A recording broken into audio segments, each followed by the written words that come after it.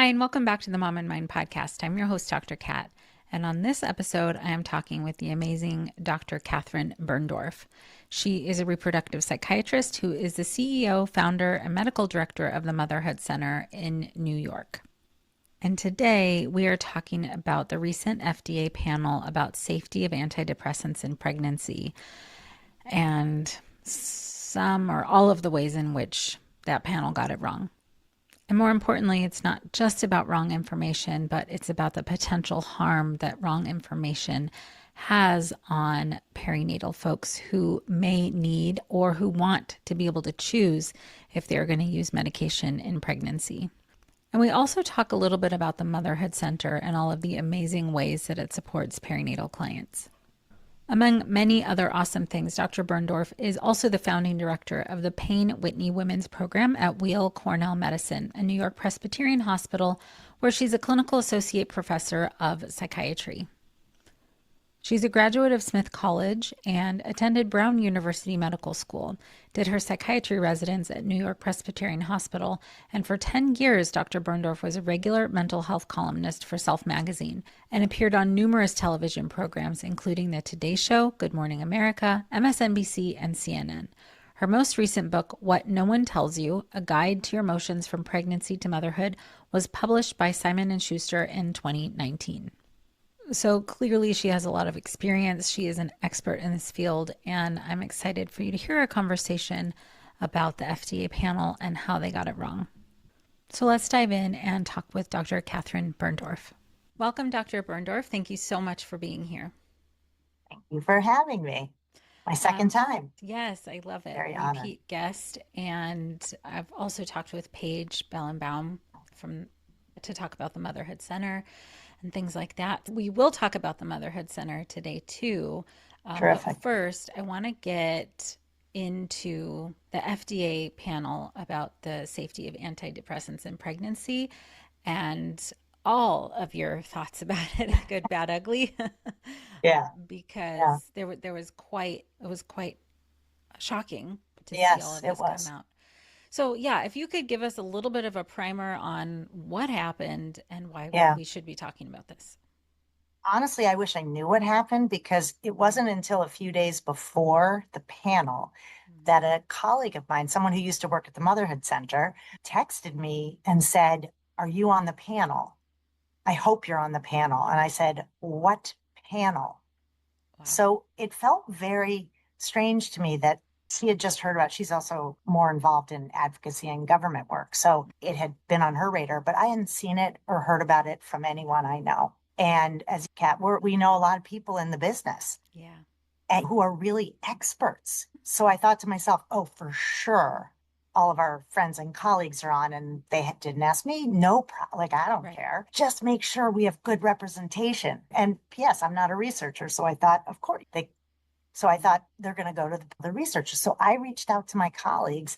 I reached out to Lee Cohen. I reached out to Lauren Osborne and Catherine Monk, people who should be on that panel, who are doing research and have deep knowledge of the subject matter. Yeah.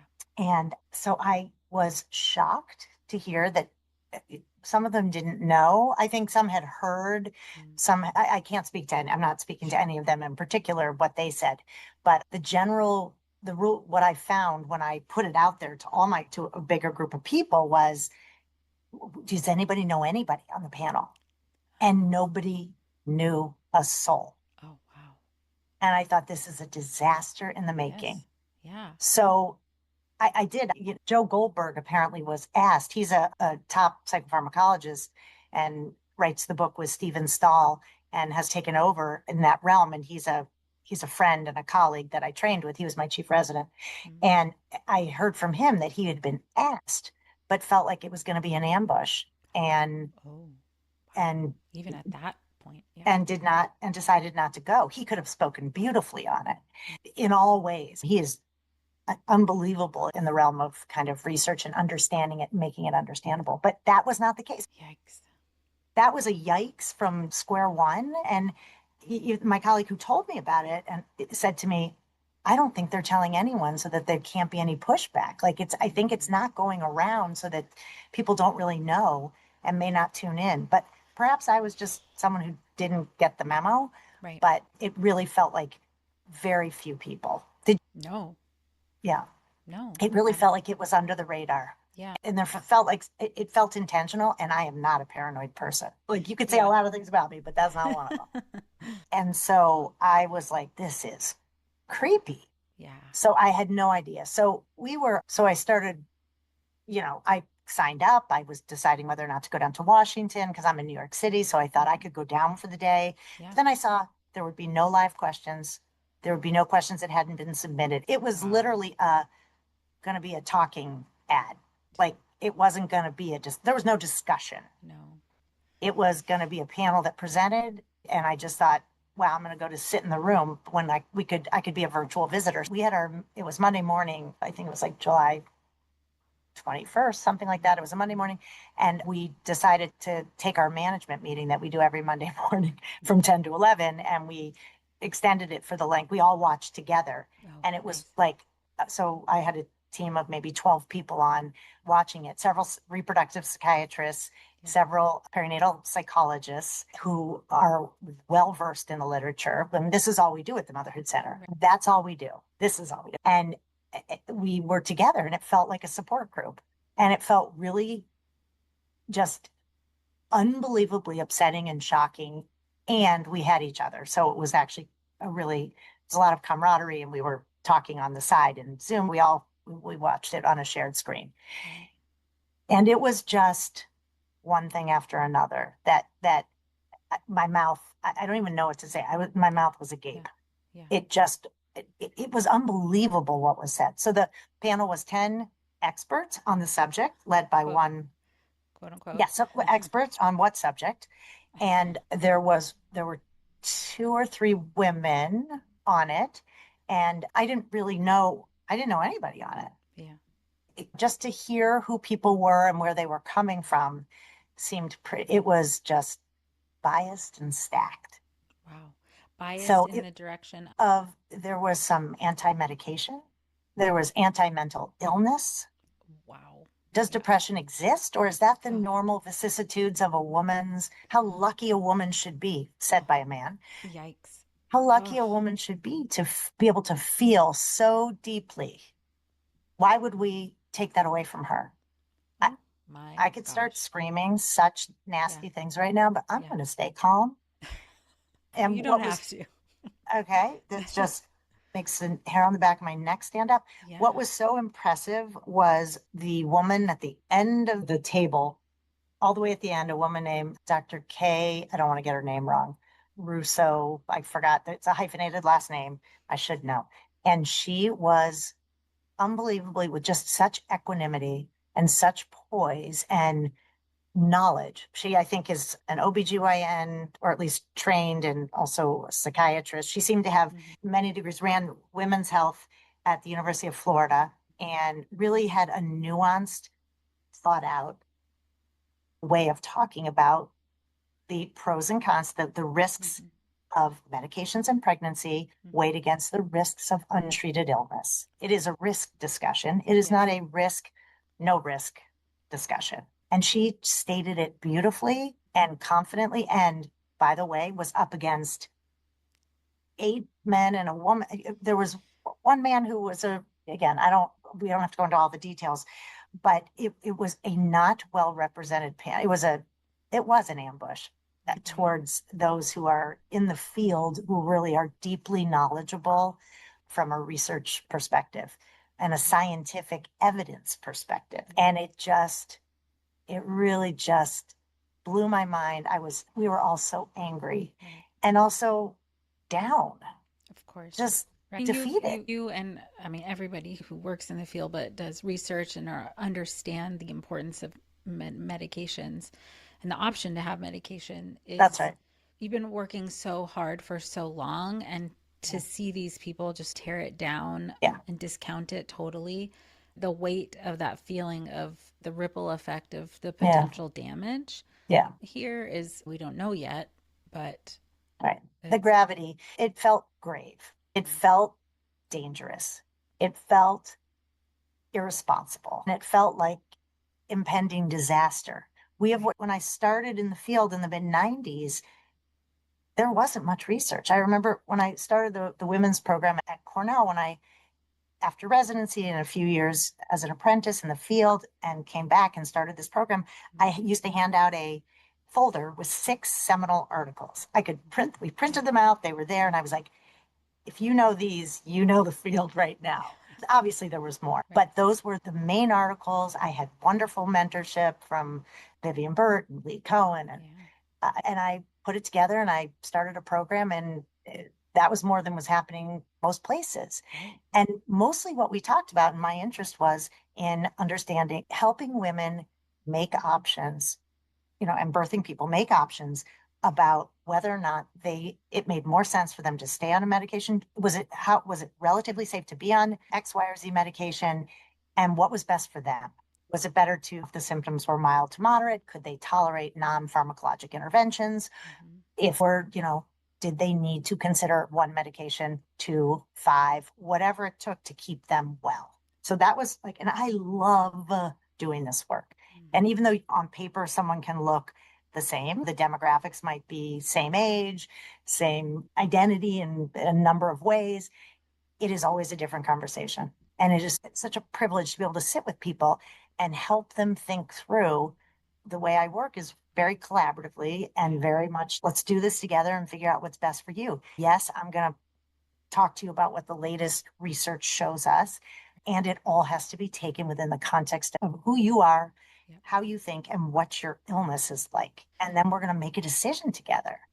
Not just to blankly state that all of these it's not a things yes are or bad no. and you should suffer because it's some sort of Oh my beautiful God. thing.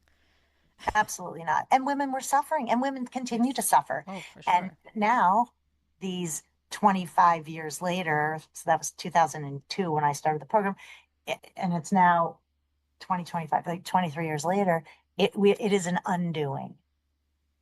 It is an undoing of where we've come. And I don't think anyone's totally surprised because we're now in a federal way against vaccines. Right. Like we've really, the FDA Anti-science, under anti-medication. there's not, why am I surprised? Why are any of us surprised? This is where it is so dangerous. These medications save lives. For sure. They don't kill people. I And mean, you that is see the it all the implication. time. You All the see time, it. every day, every single day. And at the Motherhood Center, we treat a full range of mild to moderate to severe illness in our day program, in our day hospital. And without medication, I promise you, there would be more infanticide. We've had at one time 7 women with postpartum psychosis at once in the day program, in the day hospital, several of whom had come from the hospital, almost all, since that is a hospitalizable, it's an emergency. Right. So we should, I don't know. And some are pregnant. We're not going to use medications. We're not going to allow fetuses and babies to have moms who, in some cases, could either kill themselves or kill the child. It does boggle the mind. Boggles the mind. So they came out and basically said medications are bad for everybody and they shouldn't. Sure. That was pretty Nobody much the should take it. blanket. That's the reduced down bottom line was if it wasn't just bad, it was to absolutely scare people into not considering this to be a tool in the toolbox. Does everyone need medication? No. Right. Do those who need it need it? Yes.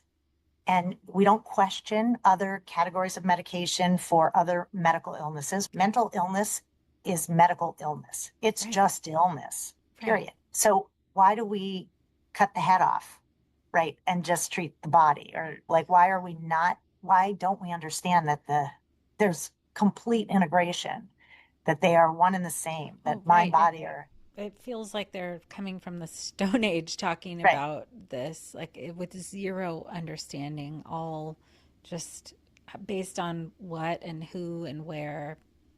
Nobody knows. Right. Certainly not based on research. No. And again, I think there are plenty of men who could have a nuanced discussion and are incredibly right. And yet, to have a man tell you how you feel, how women feel, Yeah, tale as Like old as time. what? Tales Tale old as as old as time. time.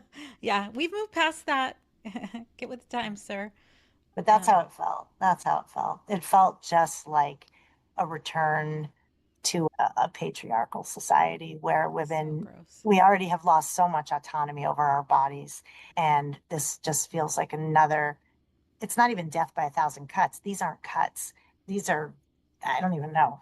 I don't want to get graphic in my Yeah, thinking of, it's just, this is scary. This is going to kill people. We will lose people. I don't right. understand how you have, I've had patients who have gone through IVF treatment to get pregnant, who then come in to see me because they're going to terminate the pregnancy. They're so depressed. Right, Okay, so which is worse, termination right. or the use of a medication to help somebody get to their baseline so that they can make a good decision? Right, If you need to terminate, you terminate. But by right, the way, are you in the right state of mind to make that decision? Can't right. we help restore your mental health so that you can be well enough to make decisions for yourself? I wonder if have you seen any direct people asking questions like help seekers asking the questions about the FDA What's happened? panel? I think Confused and worried. not, well, honestly, not directly. I think we're talking so much about it Mhm. that we're trying to get in front of it Yes. more as much as, but do I think it, I'm in the center of New York City. As I said to you, I'm sitting in Midtown Manhattan in my office at the Motherhood Center on the 10th floor of a building. I'm in a very privileged place where Hmm. there is so much information Yeah. and conversation. And there's so many of us right here within a Hmm. small radius where we're doing this work. So we are, there's a lot of education here, there's a lot of knowledge, and it's a deep bench. So Yeah. Yeah. our patients are very lucky. But For that sure. is mostly not the case. Yeah. What are people who don't have either don't know about this type of support that the Motherhood Center offers or any perinatal mental health support? What are they thinking? It's Right. just And right. The potential for harm is so big. it's so big. And who are they talking to? Yeah. We still are, even if I've just sounded like we've taken over New York City, we're still a small bunch. We're a small bunch. You're on the West Coast, I'm on the East Hmm. Coast. We could name the people around the country, or like it's getting bigger. We do a lot of training here. We're all involved in with PSI and all kinds of other places where there's advocacy and knowledge sharing and training Hmm. so that there is just a fortified, knowledgeable workforce of us that do this work, and it's still small. Right. So I think that you are much more likely to go to a primary care doc Mm. or OBGYN or midwife, Hmm. somebody who's going to be who your pharmacist. You're going to be running into people who are going to have seen the headlines and think this panel of experts said this, even if a bunch of position statements have been written and are being published. What do I do? Let's err on the side of caution. I've been scared enough. Like, I don't do no harm. Yeah, of course. And if you could do something versus nothing, sometimes the like default is to do nothing Oof. because you That's, think yeah. that might be the better choice. I mean, you don't want to be on the hook for having Oh prescribed my a gosh. medication or That's dispensed rough. it. Because even so, this FDA panel, they came out, they had this, whatever, they said what they said, and it gets splashed all over the news. But the position statements and the rebuttals and all of that are not getting as much coverage or as much news, Yeah. unfortunately. So, like, the amount of work that has to be done just to get in front of this Yep. is massive. And a lot Right. of people are trying to, but like, how do you get into that? You don't know how care providers are interpreting that or how much time they even have to look into this. Right. And you take what comes your way, right, in a very generic way if you're busy, if you're a busy practitioner of any sort. So, what's splashed on Apple News or USA Today. I'm like, I don't know. Like Right. there's a lot of control by our government saying, again, I'm not saying they're controlling the news entirely yet, but there is a sense of what are we reading? Hmm. What comes up at the highest in our Hmm. algorithms and our searches? right? If you don't know what to look for, where to look for it, and you're just passively receiving, what are you getting? If you could encapsulate what you wanted people to understand about medication, have your own headline that Yeah, was as a rebuttal to this, what would you really want people to know? it's a very good question. What I would say is mental illness is real. Medications for mental illness are life-saving and should be considered as an option for all women and birthing people who may need them. It seems It's pretty basic. right. Like, It's why? not rocket science. No, And it's again, not. we've got now years and a great amount. I think these are the most studied medications in pregnancy because they have been considered optional. And do you really need those? And we wouldn't say that about diabetes and insulin or any other variants or asthma or seizures. We're not going to take people off those medications.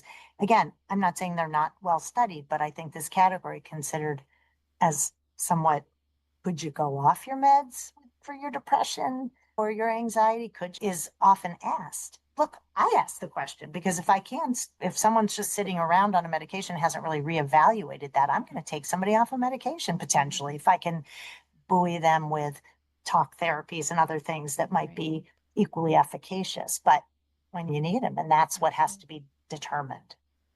You asked a question that I completely just went off the Oh different no. way. No, It's no, like, it's all okay, good. It's all okay, good. The what you really want people to know is very clear. okay, yeah, Especially right, you're seeing this day in and day out at the Motherhood Center, yeah, how life-changing, life-saving yeah, medications yeah, are in very real ways. yeah. If those folks didn't have that support, the like as you mentioned, some potential outcomes for serious cases. The lethalness, the lethality of these illnesses, it's true anyhow, not pregnant or postpartum, Mhm. but during pregnancy and postpartum, it's such a vulnerable period of time where Mhm. people are turned upside down, right? It's Right. this becoming a mother, the idea of matrescence, right? That Mhm. becoming a mother is a really a developmental life stage for women. And I think it is the biggest one. It is the biggest change one can go through. You can't, it's just, there's so much to say on that topic, but I think that I don't know where you want to go, but I think we have to acknowledge that it's not just natural and easy. Yeah, people can get pregnant really easily and may have babies that they do or don't or didn't wish for, but the implications everywhere are enormous. The repercussions are enormous. It is, I think, the most life-changing thing a person can go through. Yeah, absolutely. And this, whatever the sentiment on the panel was, is this sort of idealized version of Yeah, what the, like you said, the patriarchal idea of what motherhood is supposed to be, yeah, and really puts women and birthing folks in a box. And it goes exactly against all the stuff we've been fighting for. All of these, the myths that motherhood is supposed to be lovely and wonderful. And oh, yeah, even if you're depressed, you're supposed to love it or yeah, something. correct. That's wild. Yeah, this is all just taking us so many steps back. My Backwards. hope is that there's been enough work done that there's some foundational knowledge that hey, that might not be true. What the this panel is saying. Oh, Kat, I hope you're right. I hope I'm right too. Yeah, I think there's work that can be done in terms of advocacy and legislation, writing and joining groups and doing things to really agitate for good information getting out there and making sure you find experts and providers who know who can help. That's all another layer or many layers of things to do to when the government's going to put out policy that I don't know what's going to happen from this. The big fear was, will this create a black box warning on these medications so that literally when someone goes to the pharmacy and picks it up, there's going to be that skull and crossbones kind of thing. And they're going to think twice about putting that medication in their mouth. And the pharmacist, depending on what they know and believe may have something to say. I have this happen now. I get calls from pharmacists who say, "Do you know the patient's pregnant and you're putting them on lithium or you're putting them on Prozac or whatever it is. And I'm like, yeah, actually I do. I take very seriously what I prescribe and I stand behind it. Thank you for alerting me. And yeah, how's my patient? Are you able to help them pick that up? That doesn't happen often, but it has happened several times to me. And I just worry that's going to get worse, make it harder for patients to feel like they can go against a system as opposed to what their Yeah. doctor, who may or may not be, who may be an expert in it, is telling them otherwise. So I guess then the FDA could slap on whatever they wanted to onto a box, regardless of research. For sure. That's how it seems. I didn't know that was Yeah. possible. I guess it Right. didn't even in my wildest dreams. I didn't think that science and research didn't matter. But seeing what's happening with Kennedy and the leading this organization and those he's appointed and those he's removed and how he's created this in his personal agenda manner Based really on leaves nothing.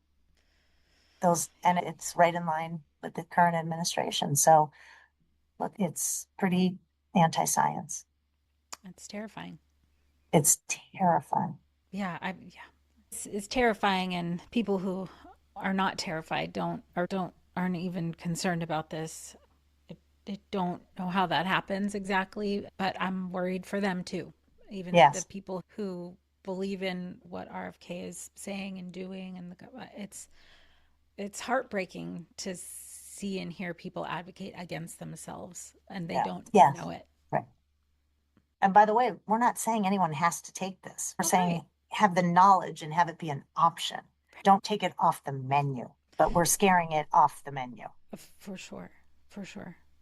I know this particular panel isn't the reason that you started the Motherhood Center. But it really Um, speaks to it speaks to why the it's need for the needed. Motherhood Center, Correct. Yeah. and also there there weren't enough resources. I'm a little worried that all this FDA stuff is going to create there like a vacuum in resources, at least for medication, anyways. But it's Yeah. all the more reason why places like the Motherhood Center need to exist. Yeah. Yeah. I started it. I think I mentioned when I started back at New York Presbyterian Hospital, Cornell, back in 2002, and was there from started this program and got really into it, started training, and it was just thrilling. And at some point wanted to keep pushing further and really saw a need for a higher level of care that wasn't an inpatient unit, Mm-hmm. but wasn't just an outpatient clinic or center. And though it was 10 years after I left, I was doing other things in the interim, always in this field, always, this is all I've ever done, with my specialty being medications in pregnancy and postpartum, is finally got this opportunity to create something from scratch in the way that I wanted to do it, Yeah. with lots of people standing on lots of shoulders, with Mm-hmm. lots of help, but really wanted to create a freestanding, not academically situated within a hospital, not a hospital base. We are very academic, but we are not an academic center per se or in a hospital per se. We're out here doing our thing, taking the best from, I hope, everywhere and being open to everyone. So part of why I didn't want to affiliate had to do with New York City's pretty turfed out in terms of if you're affiliated in one place, you stick with your doctors there. And Oh, right. there's not a lot of cross referral like this. Yeah. Yeah. So I wanted to be agnostic in that respect and be able to treat anyone who we could from anywhere within New York State, because we have an Office of Mental Health, New York State license. We're in Article 31, which was a particular kind of nightmare to get, but but with a lot of, with total no, we're not giving up on this. And so a lot of effort, a lot of time, a lot of money, a lot of specialists, lobbyists, and others who helped us secure this, because they don't give them out outside hospitals. So it was very hard to prove Yeah. both the need and the how we were going to do it safely. And Right. we get used often as an example by New York State. So it's really nice that we've not just proven it, but I think exceeded expectation. And so we've been able to create our unique offering is the day hospital, the perinatal partial hospital program, which is highest level of care outside of a Right. inpatient unit. So you have to be safe enough to be out of the hospital, but we take a lot of step downs where people go after they've been on an inpatient unit for suicidal depression and anxiety, debilitating anxiety, or psychosis, among many other things in the perinatal period. And that's one end of the spectrum, but we also treat women who are stepping up from outpatient because once or twice a week in psychotherapy just isn't cutting it. They're calling their therapist all the time or their pediatrician. They can't quell the anxiety. They're calling their OBGYN, they're going in for scans or they're trying to get information. Like the anxiety is just off the charts. The depression is also so debilitating. We've had people who don't get prenatal care because they can't leave because they're agoraphobic and can't leave their house. Yeah. So all types of all the mental illnesses that exist in the world also happen during and after pregnancy.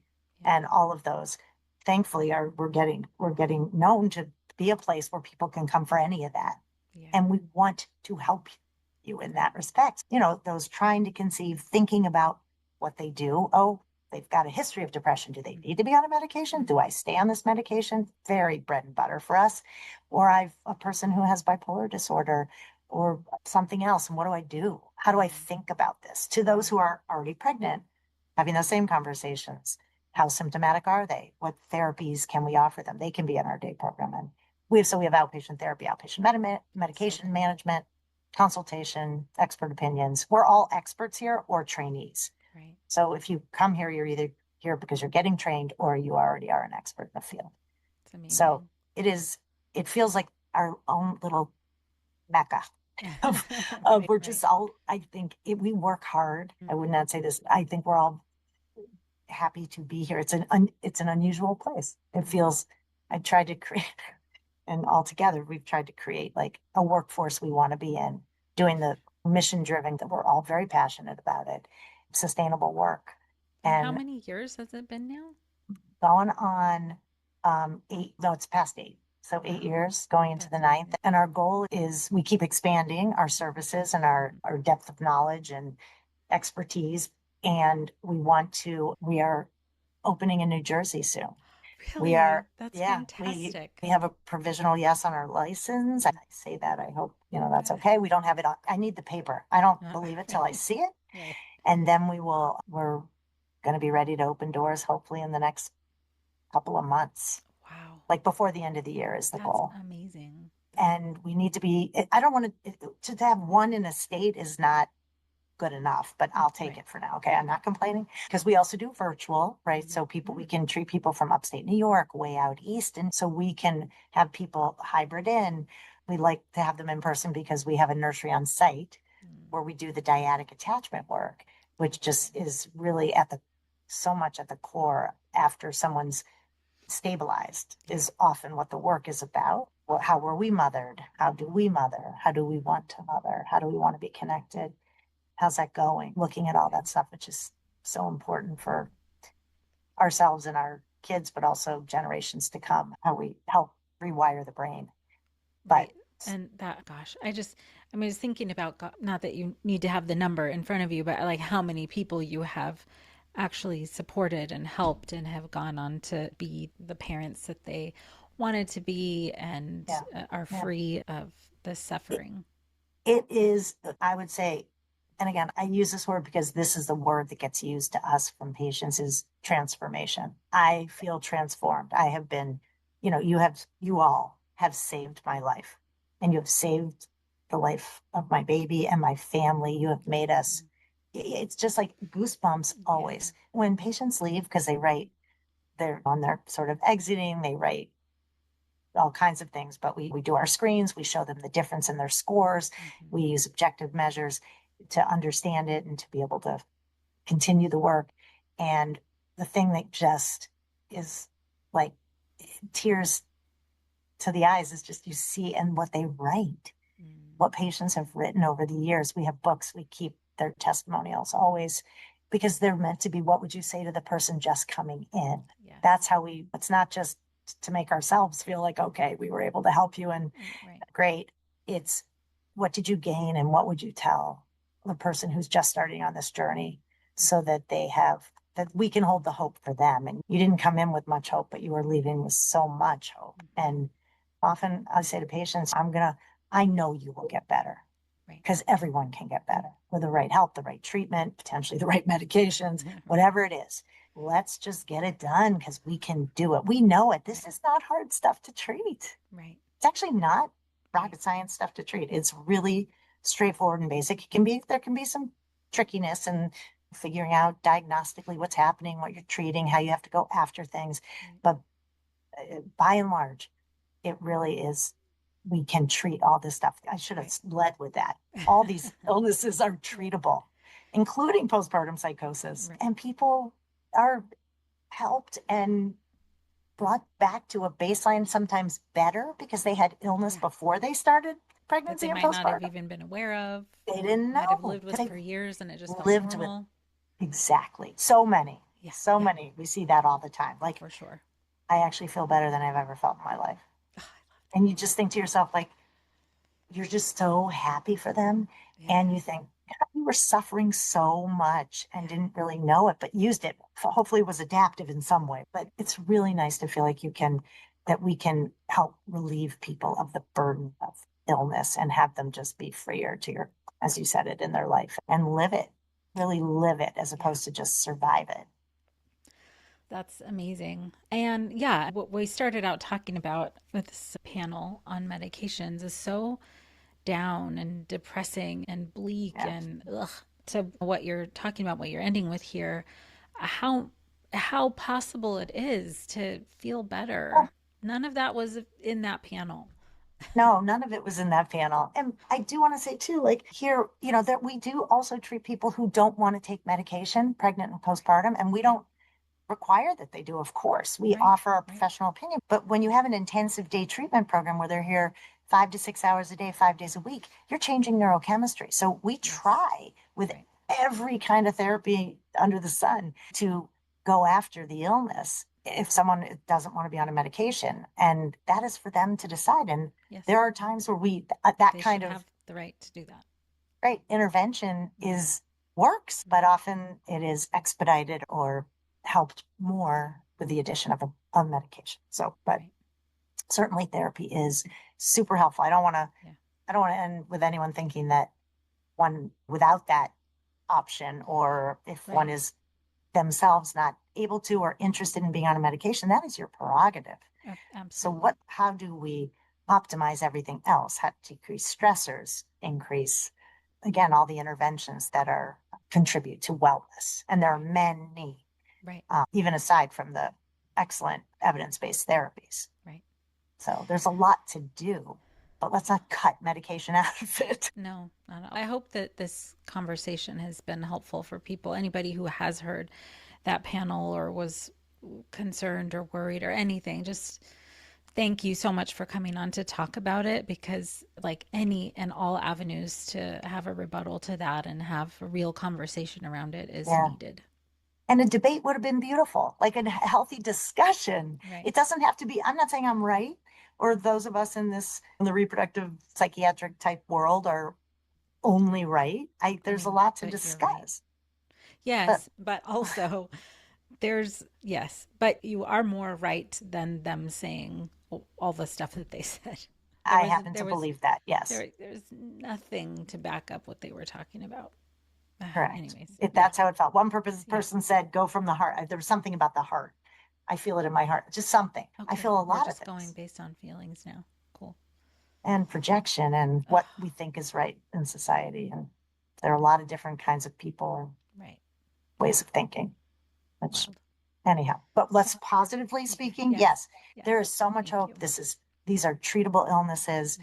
Hmm. We want to have the motherhood center type places, as many places as possible for those who are really have higher and more acuity and in terms of their illness. And again, after New Jersey, we're heading to Connecticut. We're trying to be in this tri-state way, and we want to be in Awesome. California. We want to be everywhere Yeah. as a level of care that so many could use. And even those just wanting to learn about what it is and be the kind of mother they want to be.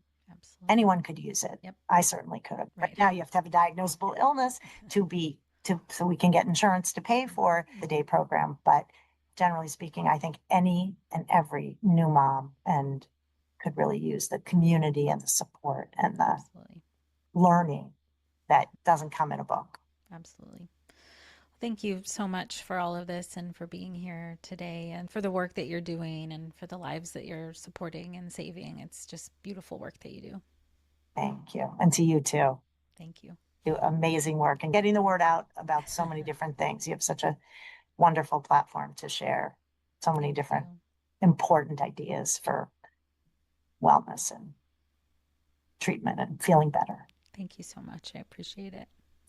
Yeah, Thanks for being here. my pleasure. Please find more about Dr. Berndorf's work. Go to themotherhoodcenter.com. You can also find her on Instagram at the Motherhood Center. You can also go to Facebook at Motherhood NYC. And you can also find a PSA from the Motherhood Center on YouTube. And we'll have all of those links available for you in the show notes. And hey, if you know somebody who is a prescriber, somebody who treats perinatal clients, who supports anybody on the path to pregnancy, during pregnancy, post-birth, postpartum, please send them this interview with Catherine. It is so important that we continue to hear reasonable, reasoned, scientific, science-based understanding, research-based understanding of medications. And please, for the love, that we allow people to choose their treatment options. We should not be in a position right now of taking away more opportunities, more rights, more options for people to get the health care that they need. So hearing Dr. Berndorf talk about why this FDA panel was so wrong and potentially so dangerous is really important. So please share this far and wide. And you can share this episode directly from the podcast platform you're listening on. There should be a share button that you can find and share it on social media, share it in an email, share it directly with a friend. You can also repost anything from the Instagram feed from Mom in Mind so that we can get this information out there. And for all of our episodes, there is a week's worth of social media posts that follow. And any one of the posts from this episode, or any episode, but from Dr. Berndorf's episode, you can reshare. And is one small way to help get the word out there and continue making sure that real science-based, research-based understanding of medications in pregnancy and postpartum is available for everyone. I thank you so much for being here. Until next time.